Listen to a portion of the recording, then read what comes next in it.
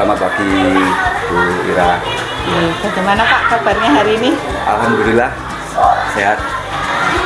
Terima kasih Pak sudah meluangkan waktu. Jadi seperti ini Pak, tujuan saya ingin bertemu dengan Pak Aris, ingin menimba ilmu dari Pak Aris terkait sebagai pemimpin, karena Pak Aris sudah lama menjadi kepala sekolah, tentunya punya pengalaman nih Pak terkait bagaimana pengambilan keputusan selama ini. Itu nanti saya ingin Pak Aris berbagi terhadap saya pengalamannya. Pak, selama ini bagaimana Bapak mengidentifikasi kasus-kasus yang merupakan dilema etika atau bujukan moral, Pak? Begini Bu Ira, untuk mengambil keputusan itu kita lihat dari segi hukum. Ya. Apakah kasus tersebut melanggar hukum atau tidak? Tentu akan ada dua kemungkinan, benar atau salah. Terus jika masih bisa dikatakan benar melawan salah, itu suatu atau dibilang bujukan moral, atau mungkin benar melawan benar, yang menjadi dilema etika. Bila dilema etika lebih menekankan mengambil keputusan yang tepat dan bijak, karena tidak ada keputusan yang salah dalam kasus tersebut. Sedangkan bujukan moral antara benar melawan salah, barang tentu itu bisa ditentukan siapa yang benar yang salah. Begitu Bu Ira. Berarti diidentifikasi dulu nih Pak? Iya, kita identifikasi dulu. Untuk berikutnya ini Pak, selama ini bagaimana Bapak menjalankan pengambilan keputusan di sekolah untuk kasus-kasus di mana kadang kita dihadapkan ya Pak kepada kepentingan yang sama-sama benar atau sama-sama mengandung nilai kebajikan seperti itu Pak? Begini Bu Ira, sebelum mengambil satu keputusan, terlebih dulu kita mengumpulkan fakta atau data dalam kasus tersebut, siapa yang terlibat, terus menganalisis benar salahnya, baru kita membuat alternatif solusi keputusan, kemudian baru merefleksinya. Itu berarti tidak kita serta-merta wah ini benar ini salah gitu menentukannya gitu. Seperti berarti itu ya. Dikumpulkan datanya dulu nih Iya. Pak. Kemudian gini Pak, terkait langkah-langkah atau prosedur yang Bapak lakukan selama ini dalam pengambilan keputusan itu seperti apa? Kita menentukan penyebab permasalahannya, menentukan siapa yang terlibat di dalamnya, berdiskusi kita atau berkoordinasi dengan warga sekolah sebelum kita mengambil keputusan. Begitu Bu Ira. Berarti dicari dulu sumber permasalahannya seperti apa nih Pak? Terus berikutnya nih Pak, terkait pengambilan keputusan itu menurut Bapak hal-hal apa yang Bapak anggap itu efektif dalam pengambilan keputusan, utamanya yang terkait dengan dilema etika seperti itu Pak? Dalam mencari keputusan yang terbaik, karena keduanya ini merupakan masalah yang sama-sama benar, misalnya kita harus menguntungkan kedua belah pihak. Jadi kita harus mencari solusi sebijak mungkin. Ya. Berarti jangan sampai ada yang merasa dirugikan Ya, nih Pak. gitu. Kemudian ini Pak, untuk tantangannya Pak, berarti kan otomatis untuk hal-hal yang kita mengambil keputusan khususnya dengan dilema etika tentunya ada tantangan. Untuk selama ini tantangan yang Pak Aris hadapi itu yang seperti apa Pak? Untuk mencari keputusan yang terbaik, karena keduanya ini merupakan masalah yang sama-sama benar, tentunya kita harus menguntungkan kedua belah pihak. Ya intinya tidak ada yang dirugikan. Itu harus seperti tadi yang saya sampaikan. Terima kasih Pak. Kemudian ini Pak, terkait dengan jadwal, apakah dalam pengambilan keputusan itu Bapak ada jadwal tertentu atau ketika ada permasalahan langsung diselesaikan di tempat atau ada prosedur seperti apa itu yang Bapak lakukan? Selama ini kalau misalnya ada satu permasalahan di sekolah, saya tidak ada jadwal khusus dalam penyelesaian masalah atau memanggil di lain hari ini jam tertentu, itu tidak. Tapi ketika terjadi permasalahan langsung saya selesaikan dengan melakukan koordinasi dengan seluruh guru. Kemudian terkait pengambilan keputusan, itukah selama ini Pak Aris adakah orang-orang atau pihak-pihak tertentu yang membantu Pak Aris atau mempermudah Pak Aris dalam menyelesaikan kasus-kasus khususnya yang terkait dengan dilema etika itu Pak? Begini Bu Ira, saya dalam mengambil satu keputusan bila mana permasalahan ini bisa diselesaikan secara intern di sekolah, tapi bila kasus ini sudah istilahnya sudah keluar dari sekolah, lingkungan sekolah, misalnya dari wadah apa, juga saya mengajak seluruh warga sekolah, stakeholder atau wali siswa, orang-orang yang memiliki kedekatan dengan permasalahan pihak yang terkait dengan permasalahan dan aturan yang berlaku dari lembaga. Jadi kita sinergikan dengan pihak-pihak yang berwajib yang mana bisa menangani kasus tersebut. Nah, jadi tidak serta-merta saya memutuskan itu bahwa ini benar bila itu masalah itu sudah terlanjur keluar gitu. Tidak sendiri ya Pak, tetap bekerjasama dengan bekerjasama dengan instansi lain, pihak berwajib. Nah, dari semua hal yang sudah Bapak sampaikan tadi, kemudian pelajaran apa yang Bapak petik selama ini dalam pengalaman yang Bapak alami dalam pengambilan keputusan yang kaitannya dengan dilema itu Bapak?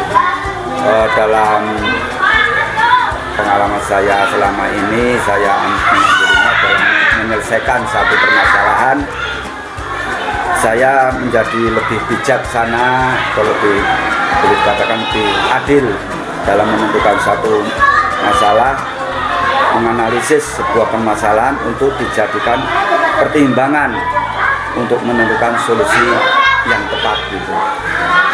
Begitu Bu Ira. Alhamdulillah Pak. Terima kasih ini Pak atas pengalaman yang Bapak sampaikan. Ternyata luar biasa Pak dalam pengambilan keputusan, ternyata tidak bisa sendiri ya Pak, ada hal-hal lain yang harus dipertimbangkan seperti itu. Terima kasih Pak atas waktunya, mohon maaf sudah mengganggu Bapak, mudah-mudahan lain kali kita bisa sharing-sharing lagi ya Pak untuk hal-hal yang lain. Ya, terima kasih ya, saya sangat senang sekali Bu Ira bisa apa ya, berdialog seperti ini untuk menambah wawasan ke depan tentang masalah-masalah yang harus kita selesaikan di sekolah kita. Terima kasih nih Pak. Iya, sami-sami Bu Ira.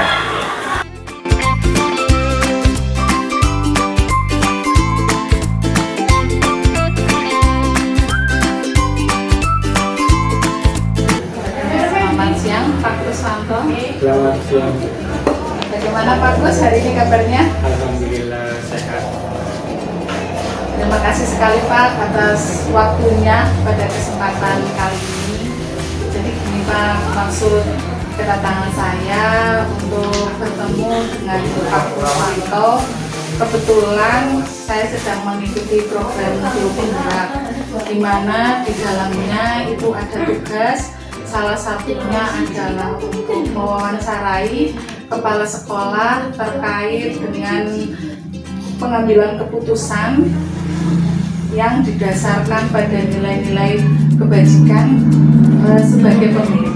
Jadi nanti ada beberapa pertanyaan yang akan saya sampaikan kepada Bapak. Jadi saya ingin berbagi pengalaman dari Bapak. Tentu Bapak sudah berpengalaman dalam pengambilan keputusan selama ini yang Bapak alami di sekolah yang Bapak pergi. Kita bersedia nih Pak? Siap. Untuk yang pertama, selama ini bagaimana Bapak dalam mengidentifikasi permasalahan yang dihadapi? Apakah permasalahan itu masuk ke dalam dilema ITK atau ke dalam rujukan moral seperti itu Pak? Untuk mengidentifikasi antara dilema etika dan rujukan moral ini dapat kita lihat dari alasan pembuatan putusannya. Jika ada alasan yang masuk akal dan dibenarkan, maka masuk ke dalam dilema etika. Sedangkan jika alasannya tidak sesuai, maka masuk ke dalam dilema rujukan moral. Nanti dilihat dari alasannya ya Pak. Untuk yang berikutnya Pak, selama ini bagaimana Bapak menjalankan pengambilan keputusan di sekolah Bapak, terutama untuk kasus-kasus di mana ada dua kepentingan yang sama-sama benar atau sama-sama mengandung nilai kebajikan? Untuk menentukan keputusan seperti itu, kami harus bermusyawarah dengan guru supaya melakukan keputusan yang terbaik. Nanti setiap pengambilan keputusan tidak langsung diputuskan sendiri nih Pak, tetap ada musyawarah. Musyawarah dengan teman-teman. Terima kasih. Kemudian untuk ini Pak, langkah-langkah atau prosedur yang Bapak lakukan selama ini dalam pengambilan keputusan itu seperti apa? Langkah yang saya lakukan adalah dengan melakukan diskusi atau musyawarah dengan teman-teman guru dalam kegiatan rapat. Berarti lebih sering dilaksanakan pada saat rapat ya Pak? Kemudian untuk hal-hal apa saja yang selama ini Bapak anggap efektif dalam pengambilan keputusan yang kaitannya dengan dilema etika? Hal yang kami anggap efektif dalam pengambilan keputusan yaitu adanya tindakan preventif atau pencegahan sebelum terjadinya permasalahan yang lebih besar. Berarti lebih baik kalau sebelum kemana-mana langsung diselesaikan ya Pak. Ya. Kemudian untuk berikutnya nih Pak, hal-hal apa saja yang selama ini merupakan tantangan dalam pengambilan keputusan, terutama untuk kasus-kasus yang masuk ke dalam dilema etika Pak? Tantangan dalam pengambilan keputusan yang kami alami itu adalah kurangnya ketegasan jika dihadapkan dengan permasalahan yang melibatkan kemanusiaan. Kadang ingin tegas, cuman di sisi lain ada rasa kemanusiaan, akhirnya itu nih Pak yang menjadi tantangan. Untuk berikutnya ini Pak, apakah dalam pengambilan keputusan itu Bapak ada jadwal atau prosedur-prosedur tertentu yang secara tercatat, tertulis dan lain sebagainya seperti itu? Tidak ada ya, tidak ada jadwal khusus dalam penyelesaian masalah di kita, karena ketika terjadi sebuah permasalahan maka langsung diselesaikan dengan melakukan koordinasi dengan teman-teman. Jadi seketika kalau ada permasalahan, kalau bisa langsung diselesaikan nih Pak, tidak bisa ditunda. Jadi tidak terjadwal. Nah untuk berikutnya nih Pak, untuk dalam pengambilan keputusan, itukah ada faktor-faktor yang mempermudah atau membantu Bapak ini dalam pengambilan keputusan? Tadi kan Bapak sudah sampaikan bahwa tidak diambil sendiri. Nah untuk pihak-pihak yang sekiranya membantu itu mana saja Pak bisa disampaikan? Yang bisa membantu mempermudah pengambilan keputusan itu adalah rekan-rekan guru di sekolah. Berarti untuk selanjutnya nih Pak, dari semua hal yang sudah kita perbincangkan dari awal nih Pak, apa saja pelajaran yang bisa Bapak ambil terkait pengambilan keputusan yang hubungannya dengan dilema etika?